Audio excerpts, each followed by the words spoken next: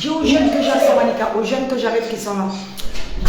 Watukufu ikaonga mnungao Chaîne Libre des Comores. Assalamu alaikum. Leo ngarnungao et mwanamsho hatu Ayet Atia, élu municipal dans la mairie du 13-14. Une femme qui est chargée au niveau de l'habitat. Donc, vous le savez très bien quand même que Chaîne Libre des Comores est là justement pour vous faire vivre tous les moments politiques, sport, tout, activités culturelles. Donc aujourd'hui, on a la chance d'avoir Ayet Atia qui est candidate au niveau des élections législatives. Donc, on va l'écouter un petit peu, même s'il y a un petit peu d'écho au niveau de la salle, tout ça et tout. On va essayer quand même d'ouvrir un petit peu la fenêtre, si c'est possible. Excusez-nous. Hein. Voilà, c'est mieux. Donc, merci beaucoup, excusez-nous. Hein. On fait le technique en même temps. Voilà, donc Ayet Atia, elle s'occupe du logement dans le niveau du 13-14. 13-14, que vous savez très bien quand même qu'à Marseille, ce sont les endroits les plus difficiles de Marseille. Donc, ce n'est pas une chose facile. Donc, aujourd'hui, on a la chance de l'avoir ici, sur Chaîne Libre des Comores. Assalamu alaikum. Alaikum salam. Salam alaikum à tout le monde. Donc, merci Ali de me donner la parole et de me permettre de parler à la communauté comorienne, communauté que je connais bien, communauté qui est sœur. Mais on est comorien, on peut être algérien, on peut être marocain, mais on est d'abord marseillais, on est frères et sœurs. Parce qu'on a tous vécu difficilement, on vit la discrimination de la même manière. Alors Ali vous a dit que j'étais candidate aux législatives. Oui, je suis candidate aux législatives dans la 7e circonscription qui comprend une partie du 14, tout le 15e et tout le 16e arrondissement. Ali vous a dit que je m'occupais du logement, mais je ne m'occupe pas de ça parce que je suis élue de secteur, mais je suis aussi élue au conseil municipal. Ça veut dire que tout ce qui est problématique sur les écoles, sur la sécurité, sur les transports, tout ce qui en fait fait votre vie à Marseille, moi je fais partie des gens qui votent les rapports, qui gèrent et qui régissent notre vie. Donc c'est-à-dire qu'on va voter pour les écoles, on va voter pour les associations, on va voter pour de multiples choses. Là aujourd'hui je me présente à vous, pourquoi? Parce que ça fait des années qu'on entend le même discours, des années qu'on voit des élus arriver en campagne et nous promettre monts et merveilles. Moi je suis une fille des Flamands, j'ai grandi aux Flamands, je connais très très bien les quartiers nord. Et j'en ai marre en fait d'avoir toujours le même discours et avant une élection de se retrouver avec attention, il y a le Front National, il faut voter pour nous. Oui, mais attention, avant de rentrer là-dedans, expliquez-nous comment ça se passe dans le 13-14, parce que beaucoup de gens disent que Marseille, le 13-14, c'est un peu compliqué, c'est un peu difficile. Comment vous le vivez tout ça? Alors, c'est compliqué, mais en même temps, dans le 13-14, vous n'avez pas la solidarité, vous avez une solidarité que vous n'avez pas dans d'autres endroits où les gens sont plus privilégiés. Si vous voulez, notre galère, elle nous permet à nous d'être solidaires. Alors il n'y a pas que des mauvaises choses. Il y a des clubs de foot, il y a des associations qui font un travail merveilleux. Il y a beaucoup de gens qui s'investissent et qui sont très militants. Et ça, on ne le retrouve peut-être pas ailleurs de la même manière. Et oui, malheureusement, il y a des problèmes de logement, il y a des problèmes de sécurité, il y a des écoles qui sont dévastées par des années d'abandon. Et nous, notre travail, et tu le sais Ali, puisque ça fait 4 ans que je suis élue, on essaie de remonter tout ça. Et c'est pour ça que je veux continuer à avoir plus de moyens pour aider. Là, dans ma circonscription, il n'y a pas le 13e, celle où je me présente. Il y a le 14, le 15 et le 16. Mais c'est difficile dans les quartiers nord. Tout le monde le sait que c'est difficile. Mais justement, il faut aller se battre et trouver les moyens pour qu'on nous entende. C'est pour ça que je veux y aller. Quels sont les moyens que vous avez mis justement pour essayer d'éradiquer un petit peu tout ce qui est incivilité, tout ce qui est, je sais pas, le bon vivre avec les gens dans le 13-14. Parce qu'avant que vous vous investissez par rapport à ces élections-là, vous êtes devenue quand même une femme emblématique dans le 13-14. Il faut dire la vérité. C'est pas pour vous faire des fleurs, puisque Chaîne Libre des Comores n'est pas là pour faire des fleurs. N'est pas là pour faire des fleurs. Donc aujourd'hui, on a la chance d'avoir une des personnes les plus influentes au niveau du 13-14. Secteur très difficile de Marseille. C'est pas évident. C'est pas évident. Alors, concrètement, tu le sais Ali, mais oui. Il faut que tes followers et tes auditeurs le sachent. Parce que d'ailleurs, je me permets de montrer aux gens comme que je me trouve au cœur des quartiers nord de Marseille. C'est à mon quartier, au Flamand. Au Flamand, je me trouve, voilà, c'est dans ce quartier-là que vous avez grandi. Comment c'est devenu, voilà, oui, c'est pas comme ça quand j'ai grandi. Tout à fait, puisqu'on voit bien qu'on est au cœur des quartiers nord de Marseille. Vous qui regardez cette vidéo, donc on a la chance aujourd'hui d'avoir une femme très influente au niveau de la... voilà, vous avez vu, c'est là où elle a grandi cette fille, dans les immeubles là-bas. Donc voilà, ici, voilà. Et vous moi j'ai grandi là-bas, tu vois, tu vois ce qui est détruit là-bas. Tout à fait. Et qui va être refait par Nora Preciosi, parce qu'il faut le dire, regardez les moyens. Maintenant les moyens sont mis. Moi j'ai grandi dans le bâtiment qui a été détruit, le bâtiment 2 au milieu. Là on est au cœur des quartiers nord de Marseille. On est au cœur des quartiers nord de Marseille, on est au cœur de chez moi. C'est là où j'ai grandi et c'était pas comme ça, c'était beaucoup plus délabré. Et là, 13 habitants avec Nora Preciosi, il y a beaucoup de choses qui vont changer. Voilà. Donc vous voyez bien comme que on ne vous raconte pas de conneries. Chaîne Libre de Comores est là pour vous faire vivre les meilleurs moments de ces élections. Donc aujourd'hui, on a la chance d'avoir Ayet Atia qui continue d'ailleurs à nous dire. Alors, quels sont les moyens? Je vais poser une question. Oui. Je m'ai dit, qu'est-ce que vous faites concrètement? Tout à fait. C'est important, hein, il ne faut pas. Moi, je balaye aucune question. Et c'est important qu'ils le sachent. Nous, depuis qu'on est là, avec, je le sais que tu connais bien, Nora Preciosi, on s'occupe du logement et on essaye de faire en sorte que les habitants aient des logements dignes. Ça prendra un petit peu de temps. Parce qu'on ne peut pas réparer 50 ans d'abandon du jour au lendemain. Mais Nora est une femme, tu la connais, qui va investir des centaines de millions d'euros. D'ailleurs, on a eu l'occasion de faire une interview avec Nora Preciosi. Voilà, des centaines de millions d'euros. Ne serait-ce, alors pour les Flamands, il y a des dizaines de millions d'euros. Pour Campagne-l'Évêque, il y en aura dans le 15e. Tout son parc social qui a été, elle a récupéré un parc social détérioré. Elle va mettre des moyens. Il y a des réunions de renouvellement urbain qui se sont faites, qui étaient publiques. Les gens ont pu venir s'exprimer, faire leurs demandes, parce que comme elle le disait Nora, et comme je pense moi aussi, c'est pas nous qui devons décider, ce sont les habitants qui doivent décider de leur avenir au niveau du logement. Mais il n'y a pas que ça, tu disais, les incivilités, l'insécurité, le sentiment d'insécurité et d'abandon en fait, parce qu'on a l'impression dans les quartiers qu'on n'a pas le même droit à bien vivre qu'ailleurs. Nous, dans le 13-14, on a fait en sorte qu'il y ait un commissariat qui va ouvrir. Tout à fait. À côté de la fac de Saint-Jérôme, qui est à côté des Oliviers. Donc, à l'heure actuelle, vous avez prévu d'ouvrir un commissariat, ça a été acté, l'un des quartiers les plus difficiles de Marseille. Au cœur des quartiers nord. Vous êtes sûr ça? C'est certain. Eh bien voilà. C'est certain, ça a été fait, on a mis 2 ans à ce que le projet soit... Monsieur Darmanin est venu, puisque c'est le ministre de l'Intérieur, puisque c'est lui qui doit valider ça. Et nous avons donc ce projet qui est fait, on a enlevé la plaque, on a fait l'inauguration, et ce grand commissariat dans les quartiers nord, tout neuf, avec énormément de policiers qui vont venir. Alors, tout ne va pas s'arrêter. Mais vous avez été invité un peu chez Jean-Jacques Bourdin il n'y a pas si longtems que ça. Vous pouvez nous expliquer juste un petit peu comment vous vous êtes senti, puisqu'apparemment, moi j'ai vu un petit peu le reportage, on dirait une femme quand même qui a l'habitude de participer dans des plateaux de radio, dans des plateaux de télé. C'était en 2013, parce que j'ai écrit un livre en 2013. Bien avant que je rentre en politique, j'étais déjà une militante. J'étais déjà quelqu'un qui voulait sauver les quartiers. Mais j'étais seule à ce moment-là, et il n'y en a qu'une qui me regardait, c'était Nora Preciosi.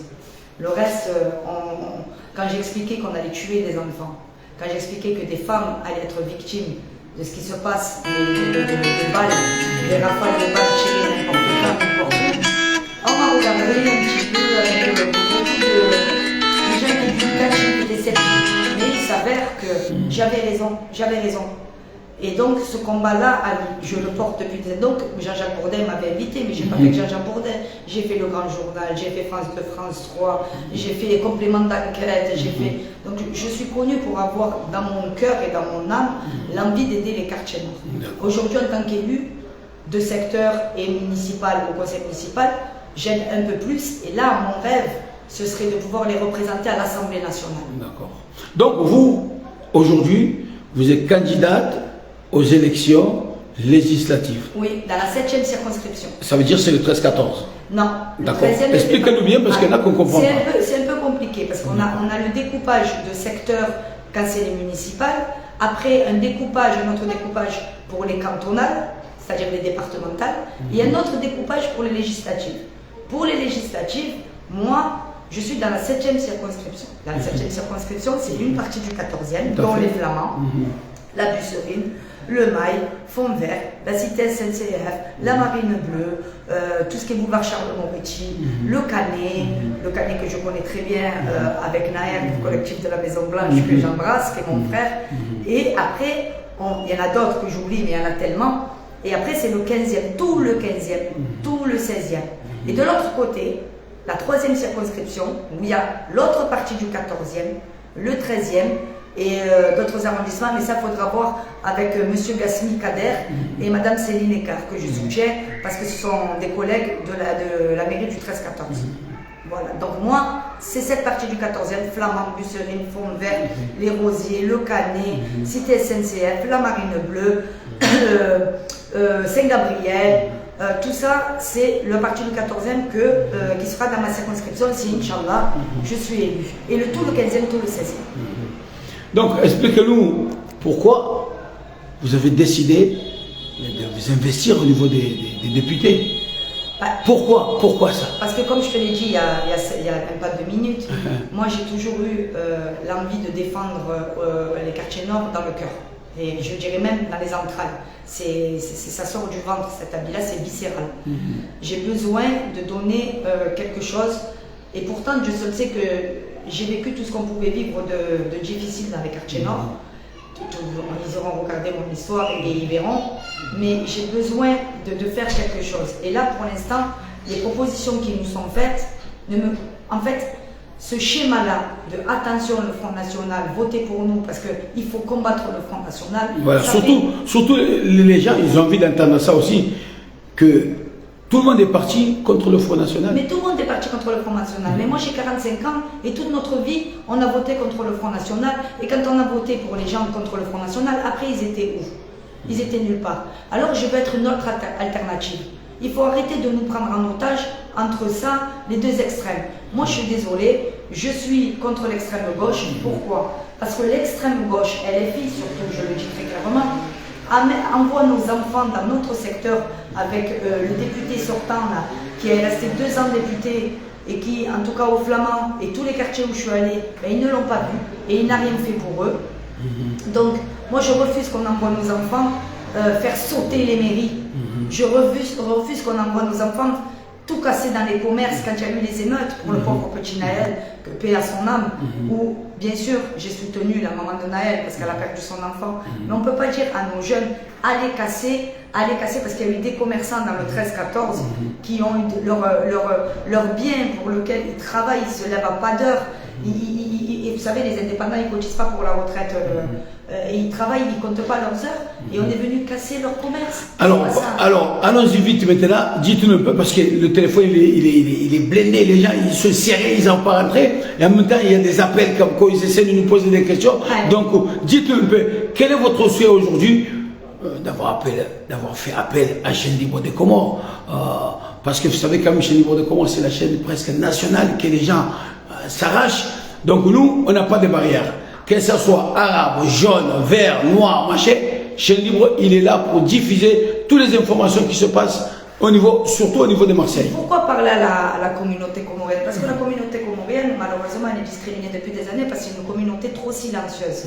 Et vous savez, c'est pas parce que vous êtes silencieux que vous n'existez pas, que vous n'avez pas le droit, comme les autres, à bien vivre, à ce que vos enfants aient accès à des études supérieures, à des formations. Et l'accès au droit, c'est très important. Donc la communauté comorienne, c'est notre communauté sœur.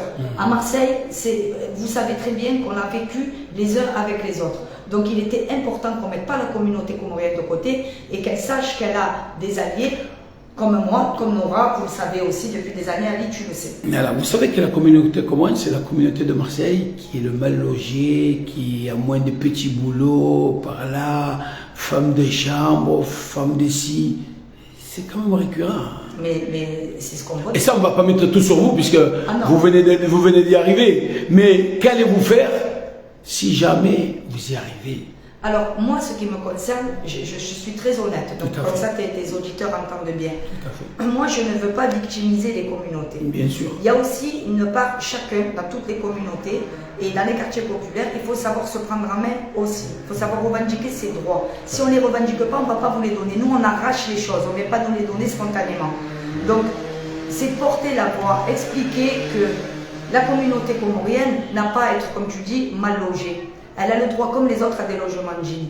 Vous avez chez vous des intellectuels, vous avez des gens qui sont experts en beaucoup de choses et on ne les voit pas. Donc je veux qu'elle soit visible, la communauté comorienne, qu'elle soit visible comme les autres communautés et qu'elle soit pas mieux, mais pas inférieure, comme les autres communautés. On est tous ici Marseillais et on est en France et on contribue à l'économie nationale en faisant ne serait-ce que nos courses, en travaillant, en payant des impôts. Vous savez, les impôts, vous les payez quand vous faites vos courses avec la TVA.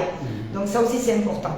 Donc vous avez le droit d'avoir les mêmes droits que les autres. Et ça c'est très important. Donc la communauté comorienne, malheureusement, elle n'est pas trop représentée en politique. Tout à fait. Alors je ne me revendique pas comorienne, Ali. On ne peut pas dire ça, parce que sinon ça voudrait dire que tes auditeurs, ils vont dire mais qu'est-ce qu'elle raconte, c'est là. Contrairement à d'autres, je ne fais pas d'appropriation culturelle. Mais la communauté comorienne, c'est la communauté sœur. Et vous êtes applaudi, hein? Vous êtes applaudi, hein? Vous êtes applaudi, hein? Ah oui, il y en a qui font des applaudissements. Non, mais c'est vrai, on a, que ce soit Omaï, que ce soit ma grand-mère elle était de la Savine, les Comoriens de la Savine, on a toujours grandi tous ensemble. Et le problème, c'est que vous n'êtes pas représentés. Vous n'êtes pas représentés, on vous met de côté.